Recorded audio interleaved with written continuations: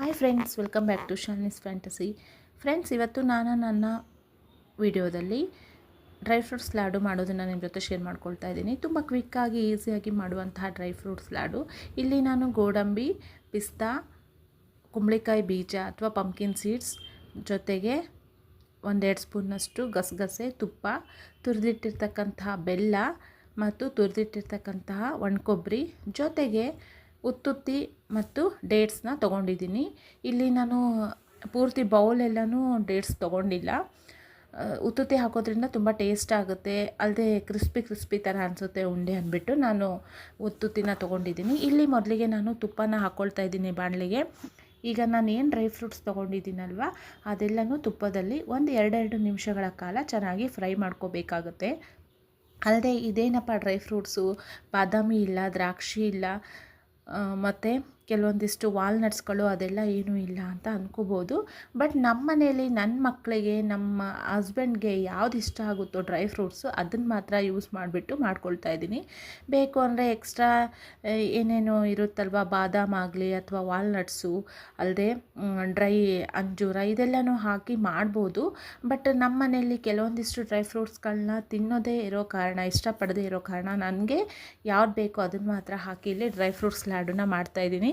ತುಂಬ ಈಸಿಯಾದಂತಹ ಒಂದು, ಅಲ್ಲದೆ ನಾವು ಯಾವುದೇ ಪಾಕ ಮಾಡ್ಕೋಬೇಕಪ್ಪ, ನಮಗೆ ಪಾಕದ ಕ್ರಮ ಗೊತ್ತಿಲ್ಲ, ಎಷ್ಟು ಒಂದು ಇದರಲ್ಲಿ ಪಾಕ ಮಾಡ್ಕೋಬೇಕು ಅನ್ನೋದು ಗೊತ್ತಿಲ್ಲ, ಆ ಥರ ಎಲ್ಲ ಗೊಂದಲನೇ ಬೇಡ. ಯಾಕಂದರೆ ಇಲ್ಲಿ ನಾನು ಯಾವುದೇ ಪಾಕ ಮಾಡ್ಕೊಳ್ದೇ ಮಾಡ್ಕೊಳ್ತಾ ಇದ್ದೀನಿ ಡ್ರೈ ಫ್ರೂಟ್ಸ್ ಲಾಡು. ಈಗಾಗಲೇ ನಾನು ಗೋಡಂಬಿನ 1-2 ನಿಮಿಷ ಸ್ವಲ್ಪ ಕೆಂಪಗಾಗೋವರೆಗೂ ಹುರ್ಕೊಂಡೆ. ಈಗ ಇದನ್ನೊಂದು ತಟ್ಟೆಗೆ ಬೇರೆ ತೆಗೆದಿಟ್ಕೊಳ್ಳೋಣ. ಇದಾದಮೇಲೆ ನಾನು ಈಗಾಗಲೇ ಪಿಸ್ತಾನ ನಾನು ಅದ್ರ ಮೇಲಿನ ಸಿಪ್ಪೆ ಎಲ್ಲ ತೆಗೆದುಬಿಟ್ಟು ಬಿಡಿಸಿಟ್ಟಿದ್ದೆ, ಅದನ್ನು ನಾನು ಹುರ್ಕೊಳ್ತೀನಿ ಈಗ 1-2 ನಿಮಿಷ.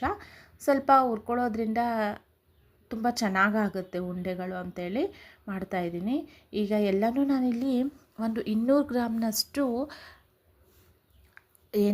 ಉತ್ತುತ್ತಿನ ತೊಗೊಂಡಿದ್ದೀನಲ್ವ, ಅದಕ್ಕೆ ಒಂದು 8-10 ಡೇಟ್ಸ್ನ ನಾನು ಮಿಕ್ಸ್ ಮಾಡ್ಕೊಂಡಿದ್ದೀನಿ.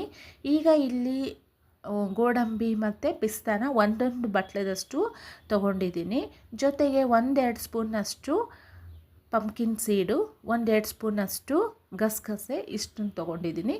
ಬೆಲ್ಲ ನಾನು ತುರಿದಿಟ್ಕೊಂಡಿದ್ದೀನಿ ಫ್ರೆಂಡ್ಸ್, ಅದು ನಮಗೆ ಟೇಸ್ಟಿಗೆ ಅನುಸಾರವಾಗಿ ಬೆಲ್ಲನ ಹಾಕ್ಕೊಳ್ಳೋಣ. ಒಟ್ಟಾರೆಯಾಗಿ ಎಲ್ಲನೂ ನೀಟಾಗಿ ತುಪ್ಪದಲ್ಲಿ ಫ್ರೈ ಮಾಡ್ಕೋಬೇಕು. ತುಪ್ಪದಲ್ಲಿ ಫ್ರೈ ಮಾಡೋದ್ರಿಂದ ತುಂಬ ಚೆನ್ನಾಗಾಗುತ್ತೆ, ಅಲ್ಲದೆ ತುಪ್ಪದ ಘಮ ತುಂಬ ಚೆನ್ನಾಗಿರುತ್ತೆ. ನಾವು ಉಂಡೆ ಕಟ್ಟಬೇಕಾದ್ರೆ ಯಾವುದೇ ರೀತಿಯ ಉಂಡೆಗಳು ಒಡೆಯೋದಾಗಲಿ ಆ ಥರ ಎಲ್ಲ ಏನೂ ಆಗೋದಿಲ್ಲ. ಸೊ ಬನ್ನಿ, ಇನ್ನು ಓಟ್ಸ್ ಎಲ್ಲ ಮಿಕ್ಸ್ ಮಾಡಿ ಮಾಡ್ತಾರೆ ಡ್ರೈ ಫ್ರೂಟ್ಸ್ ಲಾಡುಗೆ. ಬಟ್ ನಾನು ಸಿಂಪಲ್ಲಾಗಿ ಇಷ್ಟೇ ಮಾಡೋಣ ಅಂದ್ಬಿಟ್ಟು ಮಾಡ್ತಾಯಿದ್ದೀನಿ.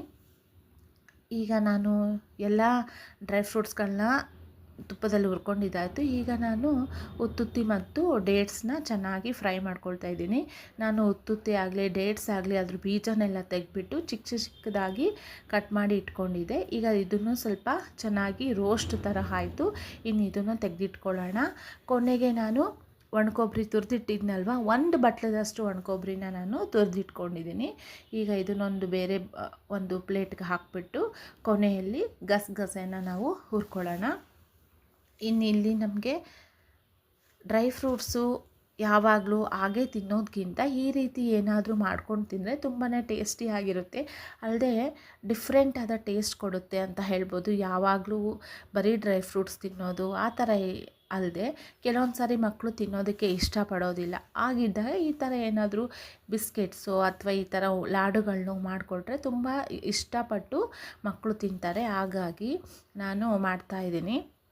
ಅಲ್ಲದೆ ಇದಕ್ಕೆ ಇನ್ನೂ ಎಡಿಬಲ್ ಗಮ್ ಅಂತ ಸಿಗುತ್ತೆ ಫ್ರೆಂಡ್ಸ್, ಅದು ಅಡುಗೆಗೆ ಯೂಸ್ ಮಾಡ್ತಾರೆ. ಅಂದರೆ ಈ ಥರ ಅಂಟಿನುಂಡೆ ಎಲ್ಲ ಅಂತ ಮಾಡ್ತಾರೆ, ಅದರಲ್ಲಿ ಹಾಕ್ತಾರೆ. ಸೊ ಅದು ಹಾಕಿದರೆ ಇನ್ನೂ ತುಂಬ ಚೆನ್ನಾಗಿ ಆಗ್ತಾಯಿತ್ತು. ಬಟ್ ನಾನು ತುಂಬ ಸ್ಟೋರ್ಸ್ಗಳಲ್ಲೆಲ್ಲ ಹೋಗಿ ವಿಚಾರಿಸಿದೆ, ಎಲ್ಲೂ ಸಿಗಲಿಲ್ಲ. ಸೊ ಆನ್ಲೈನಲ್ಲಿತ್ತು, ಬಟ್ ನೋಡೋಣ ಫಸ್ಟ್ ಹೀಗೆ ಮಾಡಿ ನೋಡೋಣ ಅಂದ್ಬಿಟ್ಟು ಹೀಗೆ ಮಾಡ್ತಾಯಿದ್ದೀನಿ. ಗಮ್ ಏನು ನಾನು ಅಂಟು ಅಂತ ಹೇಳಿದ್ನಲ್ವ, ಅದು ಹಾಕಿ ಮಾಡೋದ್ರಿಂದ ಈ ಬಾಣಂತಿಯರಿಗೆಲ್ಲ ತುಂಬ ಡೆಲಿವರಿ ಆದಾಗ ಕೊಡ್ತಾರೆ. ತುಂಬ ಸೊಂಟಕ್ಕೆಲ್ಲ ಒಳ್ಳೆಯದು ಅಂದ್ಬಿಟ್ಟು. ಸೊ ಅದರಿಂದ ಸೊಂಟದ ನೋವು ಬರಲ್ಲ ಮತ್ತು ಬ್ಯಾಕ್ ಪೇಯ್ನ್ ಬರಲ್ಲ ಅಂದ್ಬಿಟ್ಟು. ಸೊ ಇಲ್ಲಿ ನಾನು ಸಿಂಪಲ್ಲಾಗಿ ಹಾಗೆ ಮಾಡ್ತಾಯಿದ್ದೀನಿ, ಅದೆಲ್ಲ ಏನೂ ಆಗದೇನೆ ಜಸ್ಟ್ ಡ್ರೈ ಫ್ರೂಟ್ಸ್ ಮಾತ್ರ ಸೇರಿಸ್ಬಿಟ್ಟು. ಈಗ ಮೊದಲಿಗೆ ನಾನು ಒಂದು ಮಿಕ್ಸಿ ಜಾರ್ ತೊಗೊಂಡಿದ್ದೀನಿ. ಅದರಲ್ಲಿ ಮೊದಲಿಗೆ ಉತ್ತುತ್ತಿ ಮತ್ತು ಡೇಟ್ಸ್ಗಳನ್ನ ಹಾಕಿ ತರ್ತರಿಯಾಗಿ ನಾನು ಮಿಕ್ಸಿಯಲ್ಲಿ ಹಾಕ್ಕೊಳ್ತೀನಿ. ತುಂಬ ನುಣ್ಣಗೇನು ಹಾಕ್ಕೊಳ್ಳೋದಿಲ್ಲ, ನೋಡ್ತಾ ಇದ್ದೀರಲ್ವ, ಈ ಒಂದು ಅದಕ್ಕೆ ಹಾಕ್ಕೋಬೇಕು.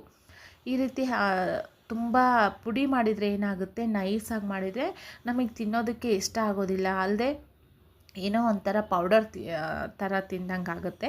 ಈ ರೀತಿ ನಾವು ಅಲ್ಲಲ್ಲಿ ಈ ಥರ ಉಂಡೆಗಳನ್ನ ತಿನ್ನಬೇಕಾದ್ರೆ ಬಾಯಲ್ಲಿ ಆವಾಗವಾಗ ಈ ಥರದ ಚಿಕ್ಕ ಚಿಕ್ಕ ಪೀಸ್ಗಳು, ಈ ಗೋಡಂಬಿದೇ ಆಗಲಿ ಅಥವಾ ಪಿಸ್ತದ್ದೇ ಆಗಲಿ, ಈ ರೀತಿ ಉತ್ತತ್ತಿ ಈ ಥರದ್ದು ಬಂದಾಗ ಅಲ್ಲಿ ತಿಂದಾಗ ನಮಗಾಗೋ ಒಂದು ಫೀಲಿಂಗೇ ಬೇರೆ.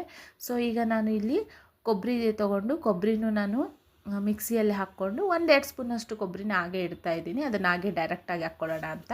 ಈಗ ಕೊಬ್ಬರಿಗೆ ನಾನು ಈ ಸ್ಪೂನಿಂದ 1.5 ಸ್ಪೂನಷ್ಟು ಬೆಲ್ಲನ ಆ್ಯಡ್ ಮಾಡ್ಕೊಳ್ತಾ ಇದ್ದೀನಿ. ಬೆಲ್ಲ ನಾನು ಈಗಾಗಲೇ ತುರಿದಿಡೋದ್ರಿಂದ ಇದನ್ನೇನು ತುಂಬ ಹೊತ್ತು ಮಿಕ್ಸಿಯಲ್ಲಿ ಹಾಕೋಬೇಕು ಅಂತ ಏನೂ ಇಲ್ಲ, ಜಸ್ಟ್ ಕೊಬ್ಬರಿ ಮತ್ತು ಬೆಲ್ಲ ಎರಡನ್ನೂ ಚೆನ್ನಾಗಿ ಮಿಕ್ಸ್ ಆಗಬೇಕು. ಸೊ ಹಾಗಾಗಿ ನಾನಿಲ್ಲಿ ಅವೆರಡನ್ನೂ ಮಿಕ್ಸಿಯಲ್ಲಿ ಹಾಕ್ಕೊಳ್ತಾ ಇದ್ದೀನಿ. ನಾನು ಇಲ್ಲಿ ಯಾವುದೆಲ್ಲ ಮಿಕ್ಸಿಗೆ ಹಾಕಿದ್ದೀನಲ್ವ ಫ್ರೆಂಡ್ಸ್, ಯಾವುದನ್ನು ನಾನು ತುಂಬ ನೈಸ್ ಪೌಡರ್ ಥರ ಮಾಡ್ಕೊಂಡಿಲ್ಲ, ತರಿಯಾಗಿಯೇ ರುಬ್ಕೊಂಡಿದ್ದೀನಿ. ನೋಡ್ತಾ ಇದ್ದೀರಲ್ವ, ಬೆಲ್ಲ ಮತ್ತು ಕೊಬ್ಬರಿ ಈ ಥರ ಮಿಶ್ರಣ ಆಯಿತು. ಈಗ ಇದನ್ನು ನಾನು ಅದೇ ಒಂದು ಗಸಗಸೆ ಏನು ನಾವು ಫ್ರೈ ಮಾಡಿದ್ವಲ್ವ, ಅದೇ ಒಂದು ಬಾಣಲೆಯಲ್ಲಿ ಹಾಕ್ಕೊಳ್ತಾ ಇದ್ದೀನಿ. ಇನ್ನು ಈಗ ನಾನು ಇದಕ್ಕೆ ಈ ಉಳಿದಿರ್ತಕ್ಕಂಥ ಕೊಬ್ಬರಿನೂ ಹಾಕಿ ಮಿಕ್ಸ್ ಮಾಡ್ಕೊಳ್ತೀನಿ. ಇನ್ನು ಗೋಡಂಬಿ ಮತ್ತು ಪಿಸ್ತಾ ಎರಡು ಒಂದೇ ಸಾರಿ ಹಾಕಿಬಿಟ್ಟು ಅದನ್ನು ಮಿಕ್ಸಿ ಜಾರಲ್ಲಿ ತರಿಯಾಗಿ ರುಬ್ಕೊಳ್ತೀನಿ. ಈಗ ನಾನು ಪಂಪ್ಕಿನ್ ಸೀಡ್ಸ್ನ ಏನು ನಾನು ಮಿಕ್ಸಿಯಲ್ಲಿ ಹಾಕೋದಿಲ್ಲ, ಯಾಕಂದರೆ ಇದು ಸ್ವಲ್ಪ ಅಲ್ಲಲ್ಲಿ ಬಾಯಿಗೆ ಸಿಗ್ತಾ ಇದ್ದಾಗ ತುಂಬ ಚೆನ್ನಾಗಿರುತ್ತೆ ತಿನ್ನಬೇಕಾದ್ರೆ ಅಂದ್ಬಿಟ್ಟು ನಾನು ಹಾಗೆ ಹಾಕ್ತಾಯಿದ್ದೀನಿ. ಇವೆರಡನ್ನ ಮಾತ್ರ ತರಿಯಾಗಿ ಹಾಕ್ಕೊಳ್ತೀನಿ. ಇದ್ರ ಜೊತೆ ಇನ್ನೂ ನಾವು ಕಡಲೆ ಬೀಜನೂ ಹುರಿದುಬಿಟ್ಟು ಅದನ್ನು ಹಾಕ್ಕೊಳ್ತಾರೆ, ತುಂಬ ಚೆನ್ನಾಗಿರುತ್ತೆ ಅದನ್ನು ಟೇಸ್ಟು. ಸೊ ಎಲ್ಲನೂ ಚೆನ್ನಾಗಿ ಹಾಕ್ಕೊಂಡಿದ್ದಾಯಿತು. ಈಗ ನಾನು ಇದನ್ನು ಚೆನ್ನಾಗಿ ಮಿಕ್ಸ್ ಮಾಡ್ಕೊಳ್ತೀನಿ. ಎಲ್ಲನೂ 1-2 ಸ್ಪೂನಷ್ಟು ತುಪ್ಪ ಹಾಕಿಬಿಟ್ಟು ಎಲ್ಲನೂ ಮಿಕ್ಸ್ ಮಾಡ್ಕೊಳ್ತೀನಿ. ನೋಡ್ತಾ ಇದ್ದೀರಲ್ವ, ನಾನು ಯಾವುದೇ ರೀತಿಯ ಪಾಕನೂ ಮಾಡ್ಕೊಂಡಿಲ್ಲ, ಏನೂ ಇಲ್ಲ ಫ್ರೆಂಡ್ಸ್. ಏನು ನಾನು ತುಪ್ಪದಲ್ಲಿ ಹುರಿದಿದ್ನೋ ಅಷ್ಟೇ ಸಾಕು. ಈಗ ನಾನು ಇದನ್ನೆಲ್ಲನೂ ಚೆನ್ನಾಗಿ ಮಿಕ್ಸ್ ಮಾಡಿಕೊಂಡು ಉಂಡೆಗಳನ್ನ ನಮಗೆ ಯಾವ ಒಂದು ಅಳತೆಯಲ್ಲಿ ಬೇಕು, ತುಂಬ ದೊಡ್ಡದು ಅಲ್ಲ ತುಂಬ ಚಿಕ್ಕದು ಅಲ್ಲ, ಒಂದು ಮೀಡಿಯಮ್ ಅಳತೆಯಲ್ಲಿ ಒಂದೊಂದಾಗಿ ಉಂಡೆಗಳನ್ನ ಕಟ್ಟಿಡ್ತೀನಿ. ಈ ಒಂದು ಮಿಶ್ರಣದಿಂದ ಒಂದು 20-25 ಉಂಡೆಗಳು ಆಗ್ತವೆ. ಸೊ ದಿನಕ್ಕೊಂದೊಂದರಂತೆ ಮಕ್ಕಳಿಗೆ ಕೊಡ್ಬೋದು, ತುಂಬಾ ಆರೋಗ್ಯಕ್ಕೆ ಒಳ್ಳೆಯದು, ಅದರಲ್ಲಿ ಮಕ್ಕಳು ಮಾತ್ರ ತುಂಬಾ ಒಳ್ಳೆಯದು. ಸೊ ಆದಷ್ಟು ಮನೆಯಲ್ಲಿದ್ದಾಗಲೇ ನಾನು ಕೊಡೋದಕ್ಕೆ ಇಷ್ಟಪಡ್ತೀನಿ, ಯಾಕಂದರೆ ಮಕ್ಕಳು ಸ್ಕೂಲಲ್ಲಿ ತಿಂತಾರೋ ಇಲ್ಲ ಗೊತ್ತಾಗೋದಿಲ್ಲ. ಸೊ ಹಾಗಾಗಿ ಮನೆಯಲ್ಲಿ ಬೆಳಗ್ಗೆ ಅವ್ರದ್ದೆಲ್ಲ ಸ್ನಾನ ಎಲ್ಲ ಮುಗ್ದಾದ್ಮೇಲೆ ಈ ರೀತಿ ಒಂದು ಕೊಡೋದ್ರಿಂದ ಹಾಳೊಟ್ಟಿಗೆ ಕೊಡಬೇಕು ಅಂತಾರಲ್ಲ. ಸೊ ಹಾಗಾಗಿ ಬೆಳಗ್ಗೆನೇ ಏನು ಬ್ರೇಕ್ಫಾಸ್ಟ್ ಮಾಡೋಕ್ಕೂ ಮುಂಚೆನೇ ಇದನ್ನು ಕೊಟ್ಬಿಟ್ರೆ ಆರಾಮಾಗಿ ತಿಂದ್ಕೊಂಡು ಆಮೇಲೆ ಬ್ರೇಕ್ಫಾಸ್ಟ್ ಮಾಡ್ತಾರೆ. ಸೊ ದಿನಕ್ಕೊಂದು ಅಷ್ಟೇ ಸಾಕಾಗುತ್ತೆ ಅಂತ ಹೇಳ್ಬೋದು. ಇನ್ನು ಇದ್ರದ್ದು ಪೌಡರು ಮಾಡಿ ಹಾಲಿನ ಜೊತೆ ಮಿಕ್ಸ್ ಮಾಡಿ ಕೊಡ್ತಾರೆ ಮಕ್ಕಳಿಗೆ, ಅದೂ ಒಳ್ಳೆಯದು ಅಂತ ಹೇಳ್ತಾರೆ. ಸೊ ಅದನ್ನು ನಾನು ಮಾಡಿದರೆ ನಿಮ್ಮ ಜೊತೆ ಶೇರ್ ಮಾಡ್ಕೊಳ್ತೀನಿ. ಅಲ್ಲದೆ ಈ ರೀತಿಯ ಡ್ರೈ ಫ್ರೂಟ್ಸ್ ಲಾಡುಗಳಿಗೆ ಓಟ್ಸ್ ಎಲ್ಲನೂ ಮಿಕ್ಸ್ ಮಾಡ್ತಾರೆ, ಕೆಲವೊಂದಿಷ್ಟು ಬೇರೆ ಬೇರೆ ರೀತಿಯ ಡ್ರೈ ಫ್ರೂಟ್ಸ್ಗಳನ್ನೂ ಮಿಕ್ಸ್ ಮಾಡ್ತಾರೆ. ನಮಗೆ ಯಾವ ರೀತಿ ಇಷ್ಟ ಆಗುತ್ತೋ ಆ ರೀತಿ ನಾವು ಡ್ರೈ ಫ್ರೂಟ್ಸ್ ಲಾಡನ್ನ ಮಾಡ್ಕೋಬೋದು. ಸೊ ನೋಡ್ತಾ ಇದ್ದೀರಲ್ವ, ಲಾಡುಗಳು ಆರಾಮಾಗಿ ಕಟ್ಟೋದಕ್ಕೆ ಈಸಿಯಾಗಿ ಬರ್ತಾಯಿದೆ. ನಾನೇನು ಜಾಸ್ತಿ ಬಿಡಪ್ಪ ಪಾಕ ಹಾಕಿದ್ದೀನಿ ಅಥವಾ ಏನಾದರೂ ನೀರು ಮಿಕ್ಸ್ ಮಾಡಿದ್ದೀನಿ ಅಥವಾ ಹಾಲೇನಾದರೂ ಮಿಕ್ಸ್ ಮಾಡ್ಕೊಂಡಿದ್ದೀನಿ ಎಂಥದ್ದು ಇಲ್ಲ ಫ್ರೆಂಡ್ಸ್. ಜಸ್ಟ್ 1-2 ಸ್ಪೂನಷ್ಟು ತುಪ್ಪನ ಹಾಕಿ ಚೆನ್ನಾಗಿ ಮಿಕ್ಸ್ ಮಾಡ್ಕೊಂಡಿದ್ದೆ ಎಲ್ಲನೂ. ಅದಕ್ಕೂ ಮುಂಚೆ ನಾನು ಎಲ್ಲನೂ ತುಪ್ಪದಲ್ಲಿ ಹುರಿದಿರೋದ್ರಿಂದ, ಅಲ್ಲದೆ ಕೊಬ್ಬರಿ ಮತ್ತು ಡೇಟ್ಸ್ ಹಾಕಿರೋದ್ರಿಂದ ನಮಗೆ ಕಟ್ಟೋದಕ್ಕೆ ಈಸಿಯಾಗಿ ಬರ್ತಾಯಿದೆ. ಕೊಬ್ಬರಿಯಲ್ಲೂ ಎಣ್ಣಿನಂಶ ಇರುತ್ತೆ, ಅಲ್ಲದೆ ಡೇಟ್ಸು ಸ್ವಲ್ಪ ನೀರಿನ ಅಂಶ ಇರುತ್ತಲ್ವ. ಸೊ ಹಾಗಾಗಿ ಒಟ್ಟಾರೆಯಾಗಿ ಚೆನ್ನಾಗಿ ಬರ್ತಾಯಿತ್ತು ಉಂಡೆಗಳನ್ನೆಲ್ಲ. ಇದು ಚಿಕ್ಕ ಮಕ್ಕಳಿಂದ ಹಿಡಿದು ದೊಡ್ಡವ್ರವರೆಗೂ ಎಲ್ಲರೂ ತಿನ್ಬೋದು ಫ್ರೆಂಡ್ಸ್. ದಿನಕ್ಕೆ ಒಂದೇ ತಿನ್ನಬೇಕು, ಜಾಸ್ತಿನೂ ತಿನ್ನೋ ಹಂಗಿಲ್ಲ. ಯಾಕಂದರೆ ಹೀಟ್ ಆಗುತ್ತೆ ಅಂತ ಹೇಳ್ತಾರೆ. ನಾವಿಲ್ಲಿ ಉತ್ತುತ್ತಿ ಯೂಸ್ ಮಾಡಿರೋದ್ರಿಂದ ಆದಷ್ಟು ನಾವು ಯಾವುದೇ ಒಂದು ತಿನ್ನಲಿ ಅದನ್ನು ಮಿತವಾಗಿ ಯೂಸ್ ಮಾಡಿದರೆ ಆರೋಗ್ಯಕ್ಕೂ ಒಳ್ಳೆಯದಾಗುತ್ತೆ ಅಂತ ಹೇಳ್ಬೋದು. ಸರಿ ಫ್ರೆಂಡ್ಸ್, ನೋಡ್ತಾ ಇದ್ದೀರಲ್ವ, ಇದನ್ನು ನೀವು ಒಮ್ಮೆ ಟ್ರೈ ಮಾಡಿ. ತುಂಬಾ ಆರಾಮಾಗಿ ಈಸಿಯಾಗಿ ಮಾಡ್ಬೋದು. ಯಾವುದೇ ಒಂದು ನಮಗೆ ಪಾಕ ಬರಲ್ಲಪ್ಪ ಮಾಡೋದಕ್ಕೆ ಹೆಂಗೆ ಏನು ಅನ್ನೋ ಒಂದು ಗೊಂದಲನೇ ಇಲ್ಲ.